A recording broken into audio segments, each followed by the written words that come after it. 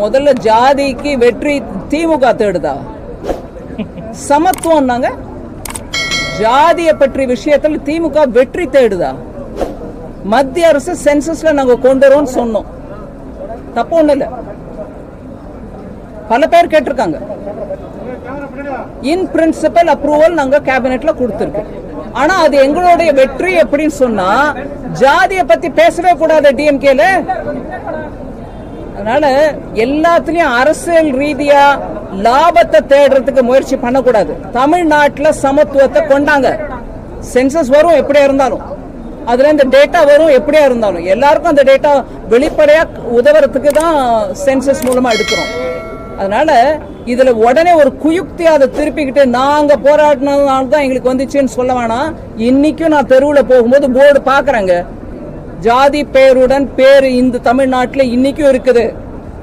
ஜாதி விவகாரத்தில் இன்னைக்கும் கழிவு, மனித கழிவை குடிநீர்ல சேர்க்கிறது இந்த தமிழ்நாட்டில் தான் நடந்திருக்கு. எங்கேயும் நம்ம கொஞ்சம் ஒரு விதமா நாங்க நல்லா முன்னேறிட்டு இருக்கோம், வடக்குல சில ஸ்டேட்ஸ் பாருங்க முன்னேறல அப்படின்னு சொல்றீங்களே, அந்த ஸ்டேட்ல கூட இந்த மாதிரி மனித கழிப்பை கொண்டு போய் தண்ணீரை குடிக்கிற தண்ணீரை சேர்க்கல. அதனால இந்த விஷயத்துல அரசியல் ரீதியா பார்க்காம இதனால நம்ம அதுல இருந்து வரக்கூடிய டேட்டாவை வச்சுக்கிட்டு பின்தங்கி இருக்கிறவங்களுக்கு எப்படி இன்னும் வாய்ப்புகள் கொடுக்க முடியும்ன்றத பத்தி யோசிக்கணுமே தவிர கொஞ்சம் நாங்க வென்றோம் நீங்க தோத்தோன்ற அந்த பேச்சை கொஞ்சம் விட்டுறணும். மத்திய அரசு இன்னும் நிதி கொடுக்க மாட்டேங்குது, இருந்தாலும் தமிழகம் தொடர்ச்சியாக முன்னணியில இருக்குன்னு சொல்லி முதல்வர் சொல்லிட்டே இருக்காரு. நான் ஒவ்வொரு முறையும் பேசிட்டு தான் இருக்கேன், எவ்வளவு நம்ம கொடுக்குறோம் எவ்வளவு கொடுக்கல, எல்லா ஸ்டேட்டுக்கும் எப்படி கொடுத்துருக்கோம். எனக்கு பிரைவேட்டா சில மெம்பர் கிட்ட, அதாவது ஆளுங்கட்சி இங்க இருக்கக்கூடிய ஆளுங்கட்சி கிட்ட இருந்து மெம்பர் கிட்ட இருந்து நான் பேர் எடுக்க விடும்போது அவங்க கிட்ட இருந்து மெசேஜ் வருது, நன்றிங்க வேலை வாய்ப்பு திட்டம் இருக்கு பாருங்க, கிராமப்புற வேலை வாய்ப்பு திட்டம் மன்ரேகா, அதுக்கும் பணம் கொடுத்துருக்கோம். ஓ நன்றி, அந்த பணம் வந்துருச்சு. பிரைவேட்டா எனக்கு நன்றி, பப்ளிக்கா இது நீங்க புரிஞ்சுக்கிட்டா சரிதான்.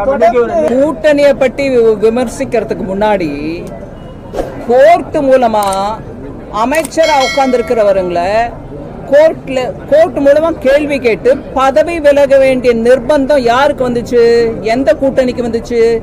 திமுக கூட்டணிக்கு வந்துச்சா இல்ல வேற யாருக்கா வந்துச்சா?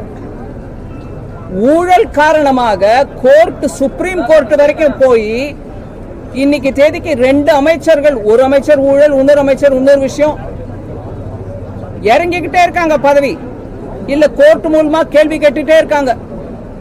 அப்பேற்பட்ட கூட்டணியை நடத்துற மாண்புமிகு அமைச்சர், முதலமைச்சர் அவர்கள் எங்க கூட்டணியை பத்தி பேசினா எனக்கு கொஞ்சம்